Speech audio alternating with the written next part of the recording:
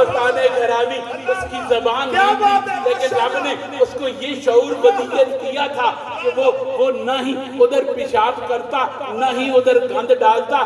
جب بھی اس کو پیشاب کی حاجت ہوتی وہ مدینے کی زمین سے باہر نکل جاتا، وہاں پہ پیشاب کرتا اور واپس آ جاتا، اور میرے کریم آقا سید کونین مدنی تاجدار کی بارگاہ میں رہتا، آپ کی غلامی میں رہتا.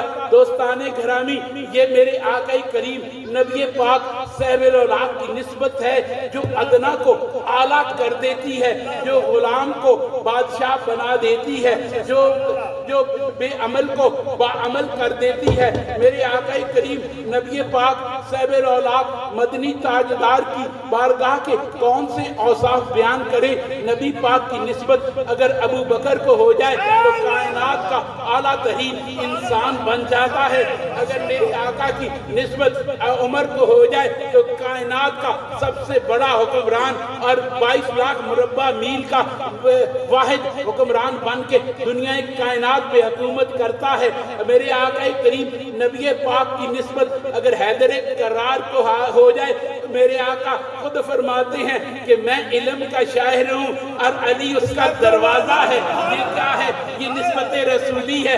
جس کو مل جائے وہ ادنا سے اعلیٰ ہو جایا کرتا ہے. یاد رکھو کسی کا تقدس موجود ہے، کسی کی عزت موجود ہے تو وہ قرب مصطفیٰ کی وجہ سے ہے. یاد رکھو سنیو، ہمارے لیے ایک ہی میزان ہے، ایک ہی کسوٹی ہے کہ ہم ماپیں تو کس سے ماپیں کہ میرے آقا اپنے اس غلام سے کتنا پیار کرتے تھے. ہمارے لیے وہی اعلیٰ ہے جو در مصطفیٰ میں زیادہ اعلیٰ ہے. ہمارے لیے وہی مقام والا ہے جو میرے آقا کے قدموں کے زیادہ قریب ہے. جو قدموں سے زیادہ قریب ہے وہی زیادہ اعلیٰ ہے. آج مختلف الجھنوں میں امت مسلمہ پڑی ہوئی ہے. میں کہتا ہوں اگر در اقدس میں میرے آقا کریم نبی پاک سید کونین کو زانو پہ ابو بکر نے سلایا تو ابو بکر جیسا اور ڈھونڈو جس نے زانو پہ میرے نبی کو سلایا ہو تو پھر وہ ابو بکر جیسا ہو سکتا ہے. دوستان گرامی میں کہتا ہوں کہ اگر نبی پاک صاحب الاولاق نے اپنے سامنے ابو بکر کو مصلی پہ کھڑا کیا تو کسی اور کو ڈھونڈو جس کو مصلی پہ میرے آقا نے کھڑا کیا ہو، ہم اسی کو بڑا مان لیں گے. ہمارے پاس ایک ہی معیار ہے، ہمارے پاس ایک ہی نسبت ہے، اور وہ نسبت در مصطفیٰ ہے. میرے آقا نے جس سے قبول کیا ہم نے سر پہ بٹھا لیا. میرے آقا نے جسے اپنی بارگاہ کی غلامی عطا کی وہ ہمارے لیے وہی صاحب ہے. میرے آقا نے ابو بکر کو چاہا ہم نے اس کو سر پہ بٹھا لیا. میرے آقا نے علی کو چاہا ہم نے اس کو اپنا آقا بنا لیا. دوستو بولو فتنہ کیا ہے؟ فتنہ کوئی نہیں ہے. ایک آسان سا فارمولہ دے کے جا رہا ہوں، فتنوں میں مت پڑو، یہی فارمولہ اپنا لو. اس درد قبول ہمیں ہمارے سر کا تاج ہے. جو میرے آقا جس کو پسند فرما لے ہمارے لیے وہی اعلیٰ ہے، وہی ہمارا آقا ہے. دوستان گرامی جس سے میرے آقا کریم نبی پاک کی نسبت میں جو جتنا اعلیٰ ہوا ہمارے لیے وہ اتنا ہی اعلیٰ ہے. میرے کریم آقا اگر فرمائیں، میرے آقا فرمائیں من کنت مولا وہذا علی مولا.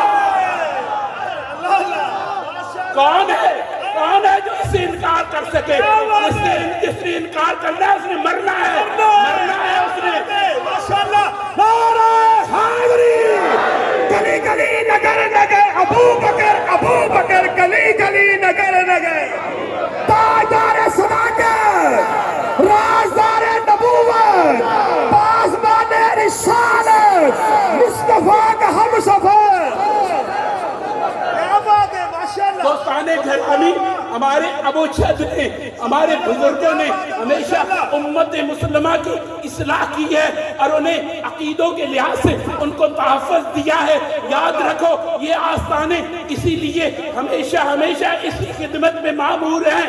اگر ان کا اور کوئی مقصد نہیں، ان کا مقصد ہے دنیا کے گمراہیوں سے بچے ہوئے انسانوں کو، دنیا میں فتنوں میں پڑے ہوئے انسانوں کو ادھر سے نکالا جائے، آ کے انہیں کانوں سے پکڑ کے